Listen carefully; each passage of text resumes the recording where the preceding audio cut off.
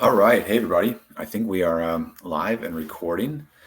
Thank you for joining us or finding us on our recording. My name is BJ Viau. I'm the founder of HD Genetics. I'm typically joined by my partner in crime and colleague Wes Solom, who's our genetic counselor. But Wes is under the radar today, so I will be driving ship solo. But welcome. If you don't know who we are, we're HD Genetics. We are helping identify, engage, and educating and connecting the HD community through genetic testing and counseling to resources, care, and clinical trials. We do a monthly webinar really just to try to be transparent with how we're doing as a business and share a little bit about how we operate and new things that are happening in the community. And then we typically have a topic we briefly touch on each webinar. And today it's about getting involved after you get your genetic test. So I'll share a little bit about my experiences being an advocate and hopefully plant a seed for those of you who are looking to get involved, want to get involved, but aren't sure where to start. So we'll be short and sweet. This is probably 20 minutes and look forward to sharing some more with you here. Quick background, as I briefly said, my name is BJ Viau. I'm the founder of HD Genetics. HD Genetics launched in August of 2022. So we've been open for about 9 months, but our background in HD is really long rooted, mine being over the last 25 years. My mom, Debbie, was diagnosed with Huntington's disease back in 95, 96. And ultimately, we started getting involved as a family of advocates right away. So I'll describe a lot of this later on. A couple of years ago, though, I wanted to do something for people who seem to be having issues undergoing genetic testing, specifically here in the United States, and thought there was a better model to be had, and was really searching for a genetic counselor who believed in what I believed in, was looking for. And there's not a lot of genetic counselors that have a deep passion for Huntington's, but I was definitely blessed and lucky to be connected with Wes Solom. Wes, at the time, was a graduate student at Johns Hopkins in the NIH genetic counseling program. He had spent some time at Jeff Carroll's lab. Jeff is one of the co-founders of HD Buzz. That's where he kind of got his passion for Huntington's. And Wes was actually doing his thesis, his graduate thesis, on how COVID-19 changed the way we do genetic testing, and almost how COVID changed it is what I envisioned was the better mousetrap. So Wes and I met about a year and a half ago, and he was graduating from school, and it was a perfect fit to bring him onto the company. And he's been an absolute rock star for us. If you've undergone genetic testing with HD Genetics, you obviously know Wes. He works with every single one of our clients day in and day out, and just really has a true passion for helping individuals. So sorry, Wes can't be here, but if you watch our previous webinars, you watch our future webinars, or if you really reach out to HD Genetics in any standpoint, Wes will be your guy. Setting the landscape a little bit about how we operate as HD Genetics, I want to just share how genetic testing was done before we were an option. Number one, people would typically could go to their local physician. They could ask their local physician, who likely knows nothing about Huntington's, if they could get tested. The local physician might look it up on a computer and say, yeah, we can run this test for you. Not much education, not much counseling, typically low cost and relatively quickly. But there's no connection to trials or treatments or good care. It's typically you just get this answer, and typically that office is also not able to tell you much about what that genetic result means. So not a perfect route. There's some good things in there, but some not so good things in there. The other option was going to an HDSA Center of Excellence. I think right now there's 65 of these centers across the country. That number has grown quite a bit over the years. And this is really a team of experts that knows Huntington's in and out. They have a genetic counselor part of their team. They also have social workers and neurologists and psychologists, and they can really wrap their arms around you to make sure that when you're going through the testing process, you have everything you may need. But some issues with centers is there are only 65 of them. So they're not in every city in the country. Sometimes it's a long drive for folks, and we've heard this a lot, to get to a center. There's a lot of wait times sometimes as well. The HD clinic at centers is sometimes only once a month. So it's not easy to get an appointment, especially once you've made the decision that you want to move forward with testing. You're kind of ready to go. And just with some of the large healthcare systems there's some inability to do anonymous testing or really cater to the individual. So it's a great way to get testing. I would always recommend going to a center of excellence over a local physician. But what we really try to do with HD Genetics is create a new option for folks, combining the pros of the local physician and the pros of a center of excellence, and create a new testing service option for an individual around the country. So what HD Genetics does is we are a virtual model. We don't have a clinic that you can go to seek the counseling that you typically need. Everything is done over the computer with Wes, who I just talked about, our licensed genetic counselor, who provides pre-test genetic counseling really at no cost. If you want to talk to Wes at any point in time, it's very easy to get an appointment with him. He will talk to you as much as you want for no cost until you're truly ready to move forward with testing. We heard this when we were building the model, that anonymous testing is incredibly important to people with Huntington's disease. They don't want their employer knowing about HD. They don't want their insurance company knowing about HD. So they want to keep that information to themselves for as long as they feel they'd like. So that's one of our big points at HD Genetics is we don't take insurance as a form of payment. So, there's nothing being reported out to insurance companies. And then as an extra layer, if you want to use a pseudonym or a fake name on your test, we allow that in a very simple manner. So not even the lab or there's not even a record of your genetic test associated with your name. How we do it all virtually too is the old school way of providing your DNA was through blood. Now, just technology and the genetic testing community has evolved where you can now get the same result from saliva. This isn't something that HD Genetics has created. This was just already out there, and we said, why aren't we using this more? So you get a saliva kit in the mail, similar to how we've used saliva kits in the COVID-19 era. You get it, you spit into it, you ship it back to our partner laboratory, and then we get the same result that provides the CAG numbers that you would get in a typical blood test. So it's all the same, it's all accurate, and just an easier model. Financial aid available. Our core belief when we created this company was if you want genetic testing, money should never be a barrier. So our cost for testing is $750, but it's really on a scale. We ask you if you can afford that. If you say you can't, we ask you what you can afford.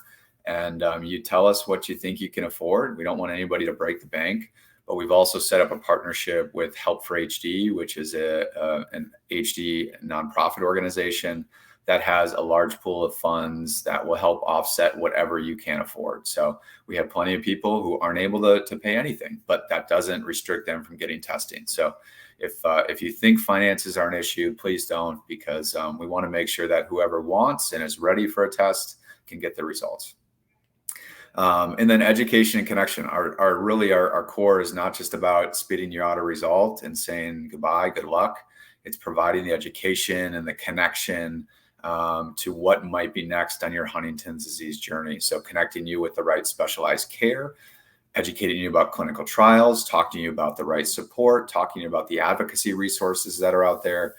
We are a company that's fully focused. 100% of our time is on Huntington's disease. So we want to make sure that you have everything you need moving into the future. And you can always call us back and then talk and get more information from us. How our process works is we like to kind of call it a 5-step process. Number one, if you think you're ready to start the testing process, there's an intake questionnaire you can find on our website, hdgenetics.com. It's about 10 minutes. We do ask you a lot of questions because the more information we have about you, we feel like the better service we can provide you. After you fill out that form, you typically get a text message, a call, or an email from Wes within 24 to 48 hours, just saying, hey, we got your intake form. Can we set up a quick call to make sure this is accurate? you set that call up with Wes. He just calls you over the phone and you talk for, it can be 15, 30, sometimes an hour based on how the conversation's going, just making sure that everything that you put in that intake questionnaire is what you're feeling. And we also allow you to ask any questions about the process in general. After that intake call, you really move to this step number 2, which is pre-test genetic counseling. So after the call, you set up a counseling, which is then virtual over the computer. Again, that is with Wes. I try to join those as much as I can if people would like me to give my perspective from an HD family member. That counseling session, again, can be anywhere from 30 minutes to an hour. And I don't like to think of it as counseling. It is a lot of just education and making sure that you're thinking about everything that might come up throughout this testing process. Step number 3 is if you're wanting to move forward with testing and we think you should move forward with testing, there's a couple things. One, you fill out a survey where you put either your name that you want to use for the saliva kit collection. That could be your real name. It could be your fake name. That's also where you provide payment. So up until now, you don't provide us any payment. Everything from the intake questionnaire, the call, and the counseling visit are all at no cost. Once you pay and you fill out that survey, you get that collection kit in the mail. It's a very small box, very easy to use. You at your own speed choose when you want to spit in that kit. You can put it on the shelf, sit on it for a week, a month, however long you might want, or the day it comes, you can spit in it and ship it right back. We ask that when you do ship it back, you reach out to Wes, and that helps us understand, okay, if the shipment went out today, we'll likely have results in about 3 weeks. So let's set up your step 4, which is the results disclosure. The results disclosure visit is virtual, over the computer, over video. These can be relatively short. We understand there's a lot of emotion in getting your genetic result. We're here to talk to you and answer questions for as long as you want. But essentially, this is typically a relatively short call where we get right to the point and we provide your results to you and whoever might be with you as a support team. And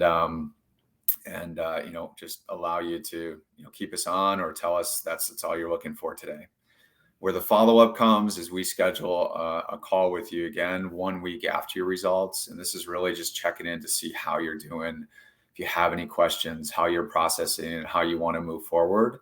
And then after that call, we have a 2-month out call, which is really a little bit more of making sure that you have all the right resources and you're on your journey and you're going in the right way.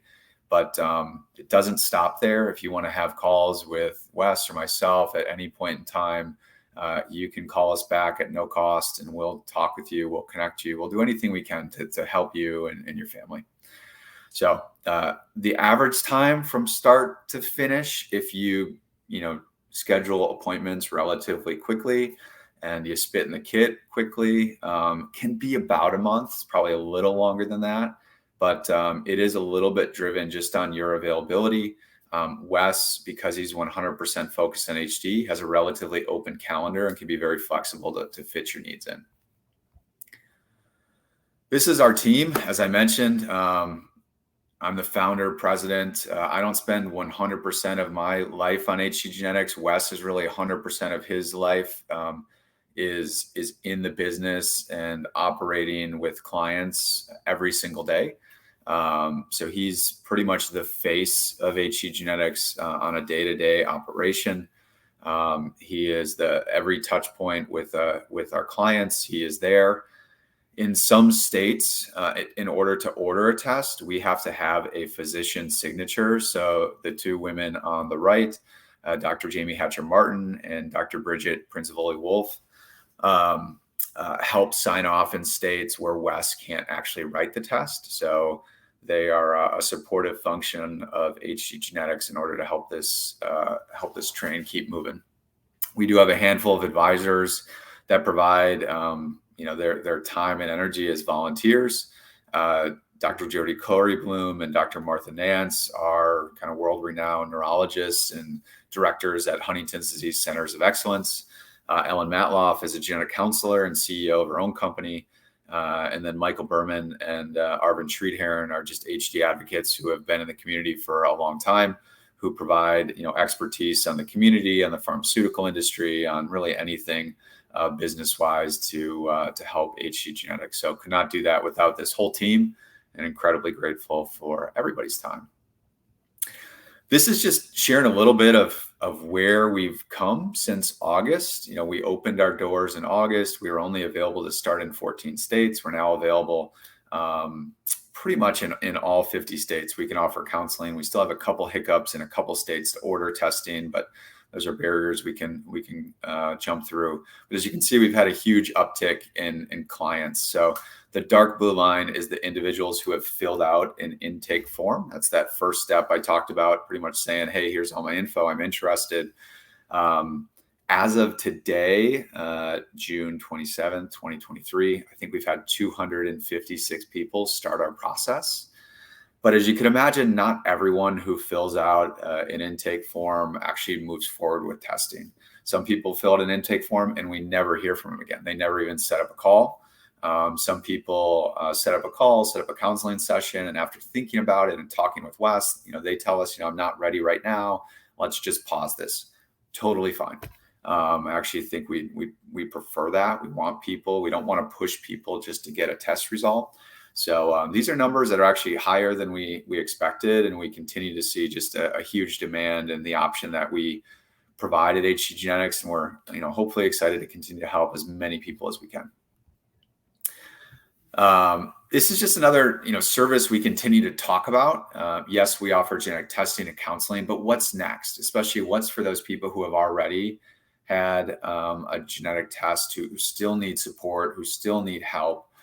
We want to be able to be that company who can reach out on an individual basis, learn about your situation, and help figure out what we can do for you.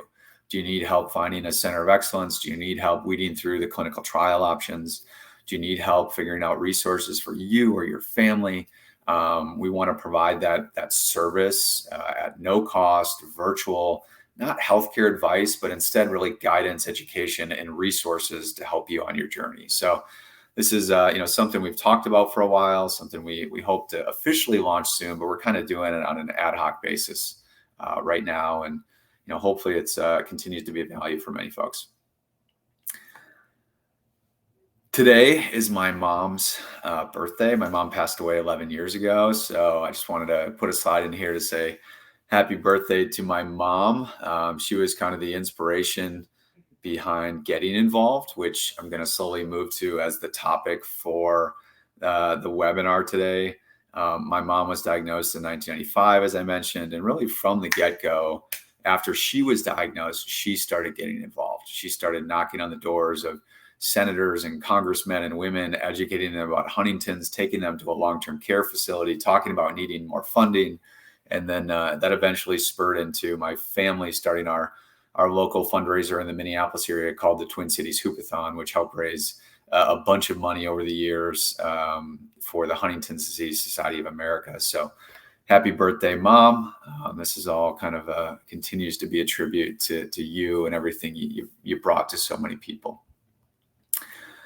So I'm going to talk just quickly about my HD involvement, and hopefully it just throws some ideas to somebody out there who might be listening and not sure what they want to do. And I tried to put a picture of a bunch of different things that I've done, not as like, hey, look at me, look what I've done, but more along the lines of over the past 25 years, I've done a bunch of different things. So sometimes when you're thinking about getting involved, it doesn't have to be one size fits all. You might do something for a couple months or a couple of years, and that feels good, and then that changes. You might find something else to do. So that's what I'm sharing here is over 25 years, the interest in me to give back and to get involved has incredibly varied based on where I'm at personally, where I'm at professionally, the time, the energy, like what spurs a passion. But it all started in the middle. This was me and my mom. This was our fundraiser. I think I was probably 10, 11 years old at that time. I love basketball and I wanted to fight back. And what I learned was this was something that I could do with my family. So we created this hoopathon. as a family event. We invited all our friends and our community members to come and shoot baskets and raise money. And it was truly my way of feeling like I could hit HD right in the face and support my mom along the way. So that was the first thing we did. We didn't have professional backgrounds in fundraising. It was incredibly grassroots. It was literally like, tell all of our neighbors, go create some flyers. Let's pick a date. Let's beg people to show up. Let's hope they give us money. And then our model, I think my dad came up with this model, is like, okay, everybody who came this year, can we just get you to come back next year and bring a friend? And it slowly grew over time, and we had a lot of fun. It was a lot of work, but definitely was a joy for us, and really helped us get through the tough times with my mom dealing with Huntington's disease. I'll go kind of far left to the circle, and we'll do the clock counterclockwise. But top left, friend I met, Matt Ellison, was running a bunch of marathons for Huntington's, raising money. I was like, you know what? I can run a marathon. Like, let's do it. So this was us up in Duluth, Minnesota. I think Matt ran like 20 marathons that summer. I ran one, but again, it was my feeling like I can do something. We raised some money for HD, and we ran a bunch of miles and killed ourselves, but we made it. And that was my way of giving back at that time. Second picture down, the group of young people through Matt was introduced to a bunch of individuals from around the world who were from HD families. And we got together, I think it was called the Young Adult Working Group. And we formed a group, and we worked together to figure out where the issues were across the world, across the globe, that were similar. And really from that working group came this next picture, was HDO. It was Matt's inspiration to start HDO. And we kind of validated it with the Young Adult Working Group that this was needed. HDO is now, I think, 12 years in running, an international nonprofit specifically focused on helping young people impacted by Huntington's disease. And at this time, I had just got my genetic testing result. I tested negative with a CAG of 31, so a little bit in that intermediate allele number. And after getting that result, I had to find a way to give more. So HDO was really that first kind of baby of like, I'm going to give everything I have. I don't know if it was the survivor's guilt of testing negative or just wanting to fuel that fire even more. But HDO turned into my outlet, creating these t-shirts and going to conferences and helping build a website and build a team with Matt and Kat and a handful of others. So that was definitely my biggest post-testing ambition. This next picture, me wearing a pink shirt, is just sharing your story. You can get out there, and there's always ways to share your story about what you're doing and get on camera and try to broadcast that out as far as you can. I'll go top now. I have a theme of trying to turn my negative genetic result into positive. So I started writing a Huntington's disease column on huntingtonsdiseasenews.com. I'm not a writer. I actually hate writing, but it gives me an outlet to share how I'm feeling, share what I'm thinking. And I think I'm supposed to do a bi-weekly column, but it probably comes out once a month. But it's an opportunity. Like these companies are always looking for more people to be a columnist. So if you have writing skills, I'm sure they're better than mine, and you want to write about Huntington's, it's a great option.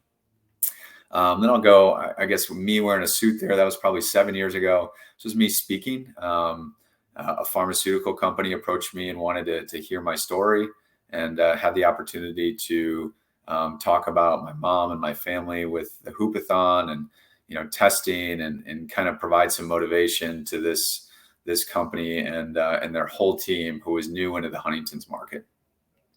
I was lucky out of college. I had the opportunity to find a job in the Huntington space at this pharmaceutical company, Lundbeck. They made a treatment for Huntington's disease called tetrabenazine or Xenazine.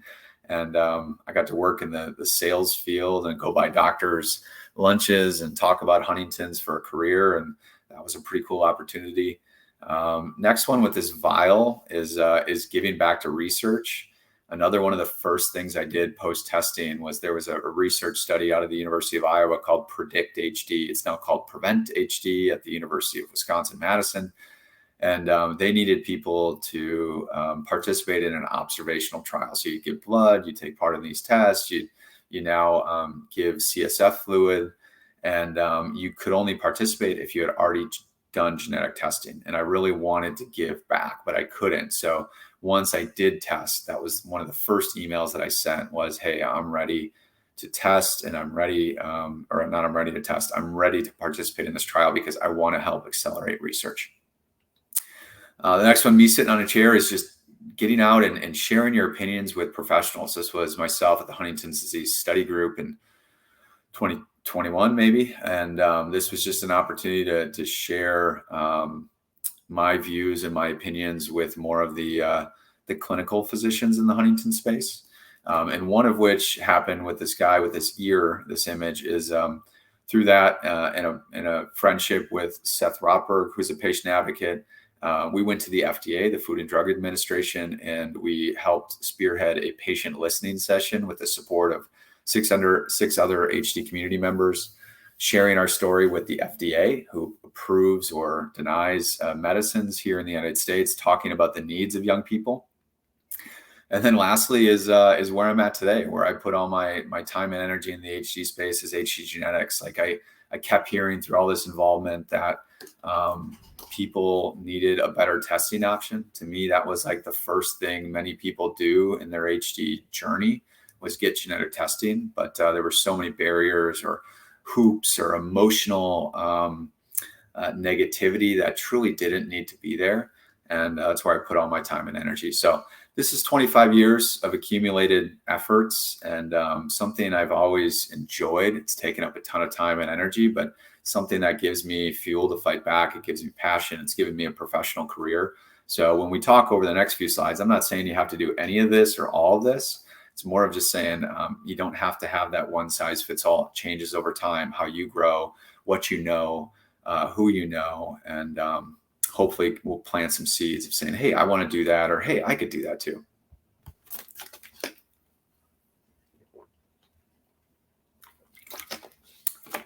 So these are my thoughts on involvement, getting involved post genetic result. We provide obviously genetic results to a lot of people, and it's an emotional process, not just for them and their family, but also for Wes and I being a part of that. And I do think it's typically a trigger for some people right away to say, what do I do now? What do I do now? And really what we've come to share at HD Genetics is what do you do right now? Like right now is just sit back and process your emotions based on the results you were just given.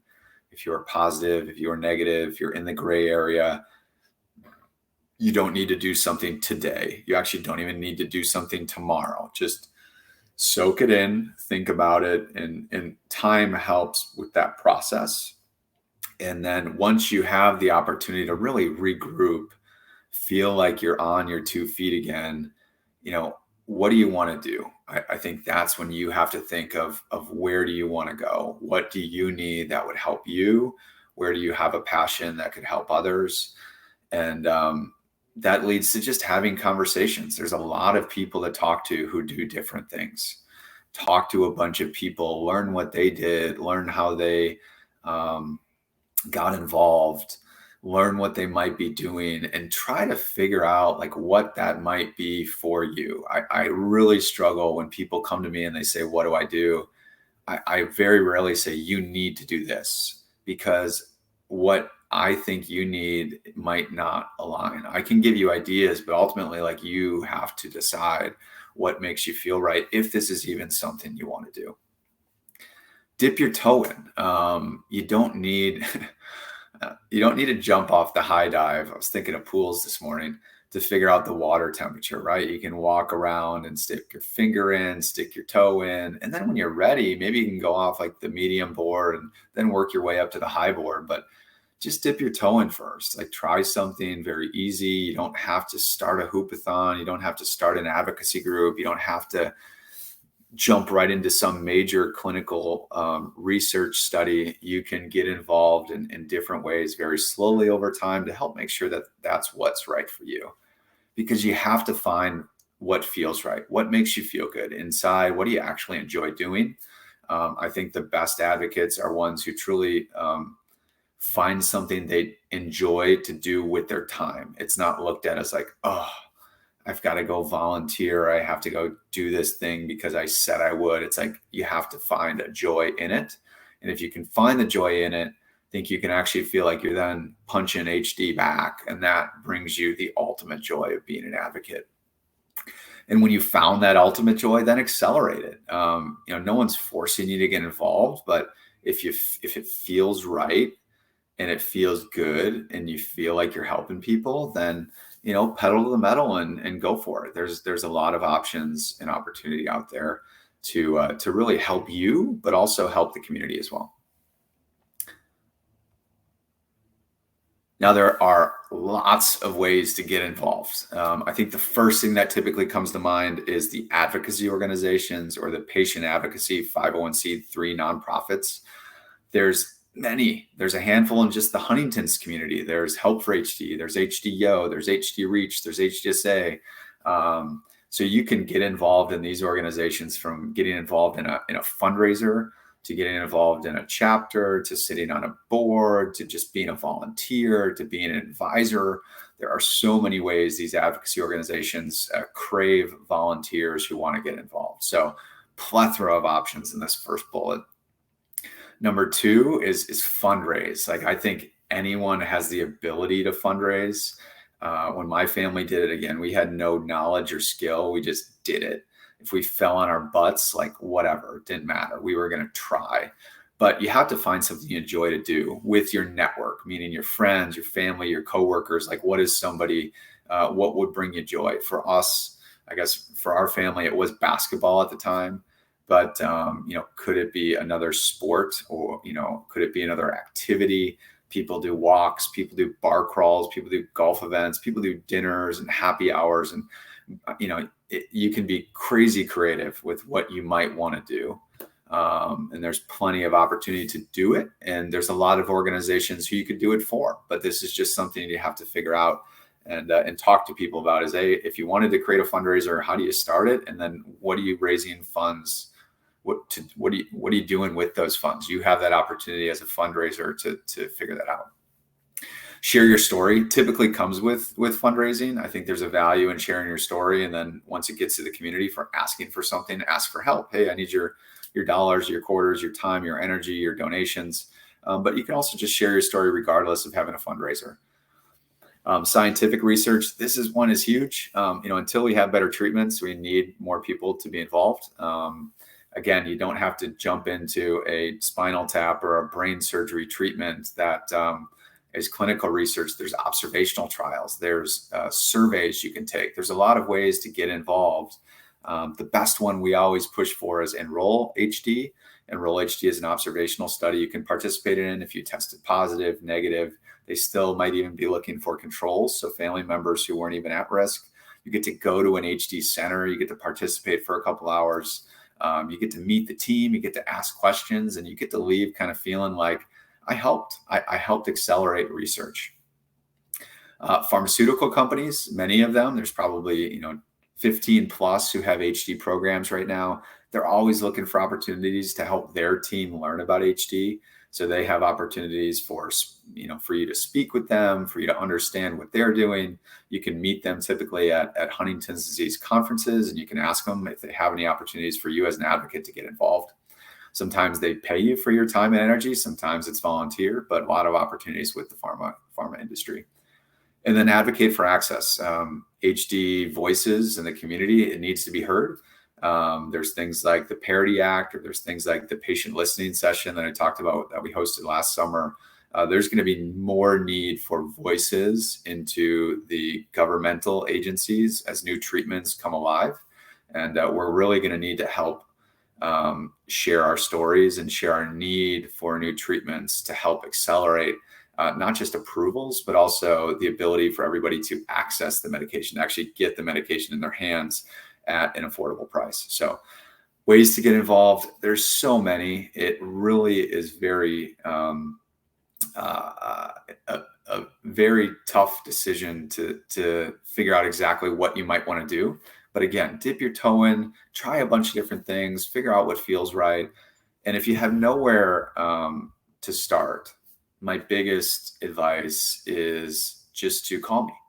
Reach out to myself. I'm happy to speak with you at any point in time. Happy to connect you with loads of other people who might be in similar situations. But I truly mean this. Talk to a lot of people. Don't always know if I'm helpful or not. I think sometimes this is a little bit confusing and people might be looking just for exactly the direction they want to do. But if anything, I'm happy to provide my opinions, my thoughts, and connect you to some others. But ultimately, it is on you to figure out what you might want to do next.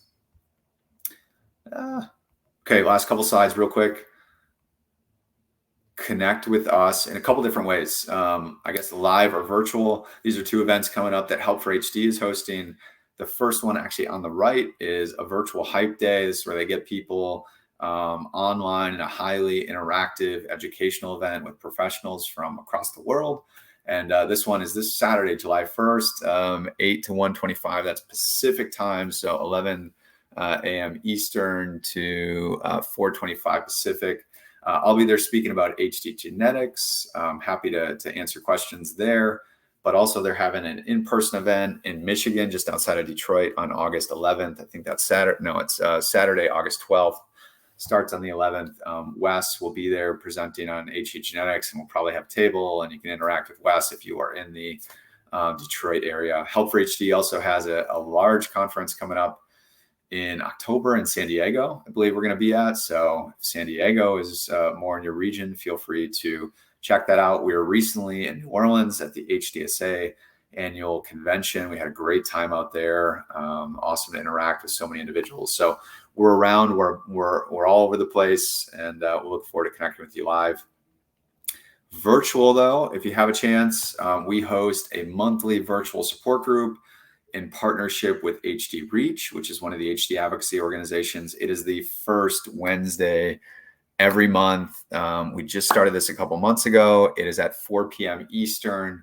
We use our HIPAA compliant software, doxy.me/HD genetics. So you can sign on. I'm typically on there. Wes is on there.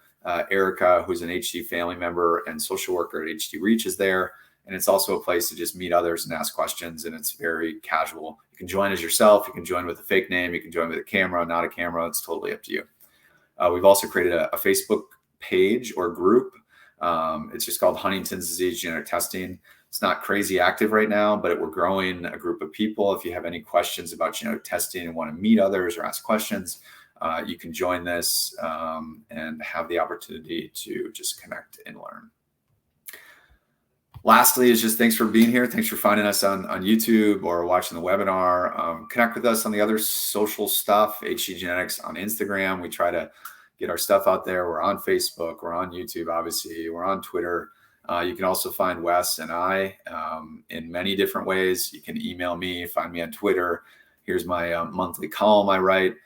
Wes, you can reach out at any point in time, wes@hdgenetics.com. You can also text that phone number. That's a HIPAA compliant number through Zoom. So it goes to Wes and he can text back with you if you have questions. If you're interested in genetic testing and you think you want to move forward and you live in the United States, you can go to hdgenetics.com, as I mentioned, and click our intake survey. And we look forward to working with you. But ultimately, whether you've tested, you've not tested, and you want to get involved in any capacity, we're here to help. We're here to talk to you. We're here to guide you. We're here to point you in the right direction. And I just want to thank everybody. Thank all the folks who have trusted HD Genetics thus far and all the folks who will trust us in the future. And have a great day, everybody.